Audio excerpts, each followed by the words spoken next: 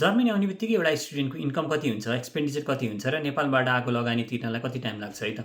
फर्स्टमा चाहिँ तपाईँहरूको इन्कम हुने भनेको दुईवटा तरिकाले काम गर्न मिल्छ स्टुडेन्ट भएपछि। एउटा मिनी जब भयो, एउटा पार्ट टाइम काम वर्क स्टुडेन्ट भयो। मिनी जबमा चाहिँ म्याक्सिमम तपाईँहरूको 603 युरोसम्मको काम गर्न मिल्छ, विकली 10 आवर्स काम गर्न मिल्यो।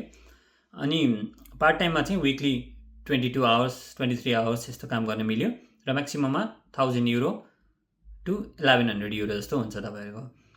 एक्सपेन्सेसको कुरा गर्दाखेरि रेन्ट 300 टु 500, पर्सनल खर्च खाना ओर्न यताउति परिगयो 200 टु 400, नेट सेभिङ भनेको तपाईँहरूको लगभग 300 युरो जस्तो हुन्छ होइन।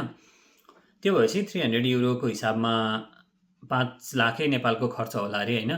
तपाईँहरूको फ्लाइट टिकट भयो 1.5 लाख भनौँ, अरू 50,000 आइल्सको खर्च भयो या एम्बेसीमा अपोइन्टमेन्टको खर्च भयो होइन। त्यो गर्दाखेरि 2 लाखको इस्टिमेट गरौँ। अब आफैले गर्नुभएको भए त त्यति नै खर्च हो, कन्सल्टेन्सीबाट गर्नुभएको भए अर्को 2 लाख थपिदिउँ होइन, 4 लाख्स जस्तो हो होइन। अब 300को हिसाबले गर्ने हो भने तपाईँहरूले 8-9 महिनामा मजासँग तिरिसक्नुहुन्छ यो